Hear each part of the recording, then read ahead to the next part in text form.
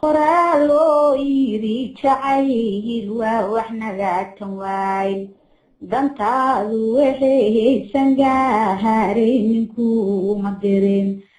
aboowa noo soo dadaal deeqa la baxshee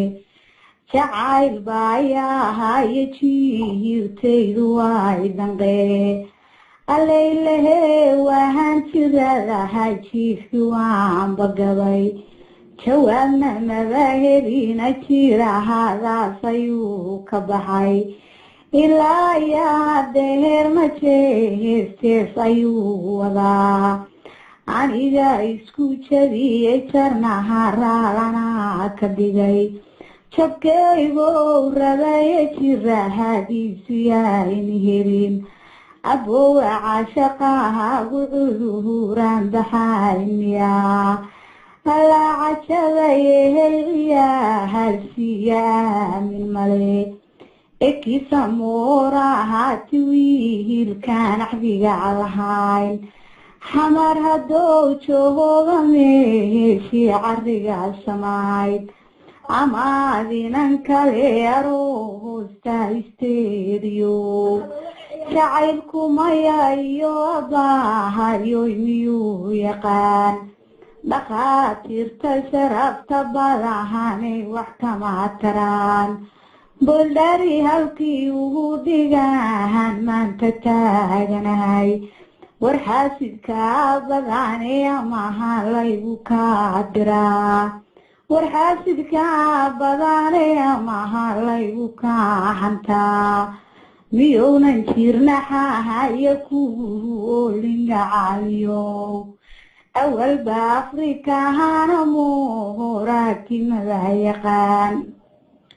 jacaylka waxaan dahaajiyaha meesha dooga badan dabeyshiyo waxaan ka dhowraa wixii dhibaa duleedka badahan habeenkii dabaaliyaa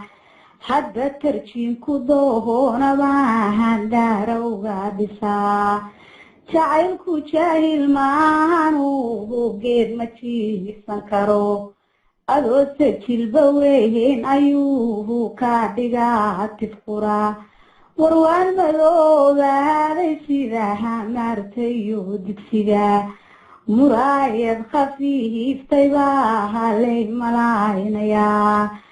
aboowa maygu tiirsan tahay maygu talaa jirtaa mise markaa adiga tagtaa haataada raacataa ekis amoore amriyohow maxaaha arkiyo ku helay xalay xaggeeda hadagoo hortaan xanuunsanaay war maa ku xumeeyey misaha xaalkiibaa isbedelay lilaagii ku mooday lahabtayda ku furfuray haddaad shaykhiyahaanta rabbihiyow qasbaasku geli haddaad ilugohoysa rabbihiyow lugtaada goo adimadaa laga socdaahay lagaa shiid labada dhaayood wanaha leeb lagaaga taag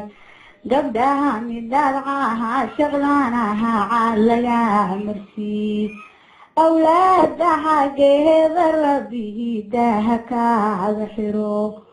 umad xalaalahaanahehe caad mariidu dhimo